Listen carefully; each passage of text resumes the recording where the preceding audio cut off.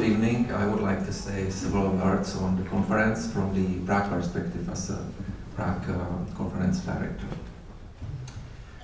The conference on critical theory in Prague has always been for me a special place where we can engage in critical discussion on important and current trends in society, politics and culture, and also an opportunity to network and foster friendly cooperation with colleagues from numerous places.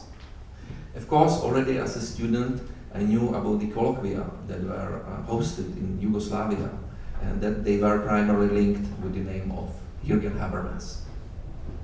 When Sandro Ferrara, in agreement with his conference co-organizers, started interacting with the Institute of Philosophy at the Czechoslovak Academy of Sciences in 1992, the leading role here was played by Josef Zummer, the Institute's first director after the 1989 revolution. His position of director of the Institute was not only executive, but also politically symbolic. Zummer was one of the important intellectual figures, spearheading the generation of reformist communism that pursued democratization of socialism in the 1960s. He has been a specialist in Czech critical philosophy in the 19th and the 20th century. The Soviet troops, having occupied Prague in 1968, he was expelled from the academia in the 1970s and 1980s. After the 1989 revolution, his academic excellence and hopes of revitalizing the democratic transformation fueled his appointment to the Institute's directorship. To this day, he sympathizes with an idea of democratic socialism. He deserves big thanks for providing a backdrop and support for the establishment of the conference in Prague. Another colleague to whom we owe a particular debt of gratitude is Josef Velek, a specialist in Habermas's theory. Already during the perestroika in the 1980s, he, together with other Czech reformists, struck up discussions on democratization.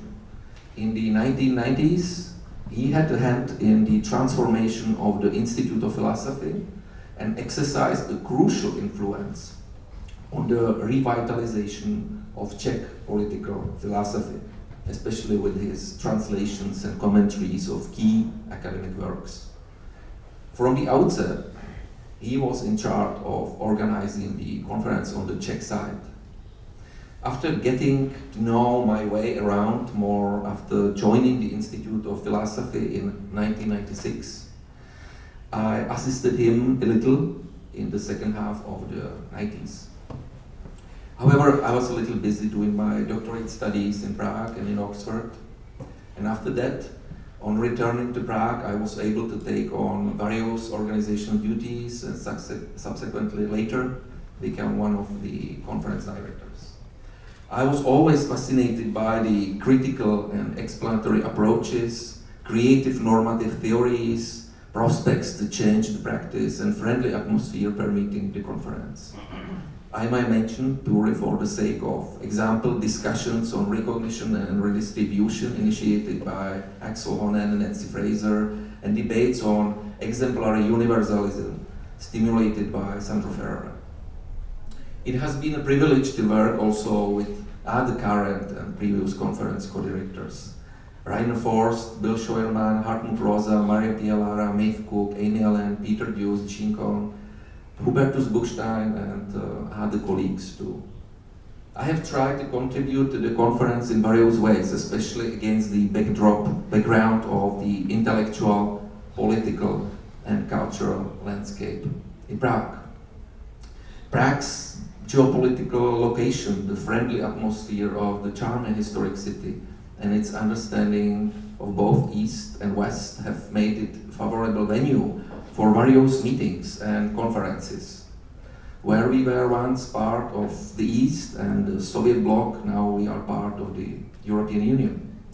Moreover, we follow up the period when we had intensive cooperation with the developing countries after they had liberated themselves from colonialism in the 1960s and 70s.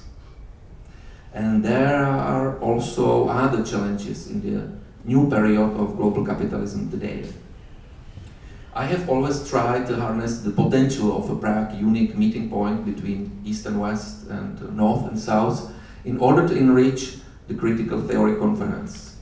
Besides colleagues from the European countries, Central Eastern Europe and other parts, I have extended invitations to colleagues from Latin America, China and other regions of the world that have been represented very little, if at all, at the conference in order to overcome Eurocentrism or Westcentrism in general, to discuss also poverty, armed conflicts, global injustice, intercultural dialogue, and other important issues.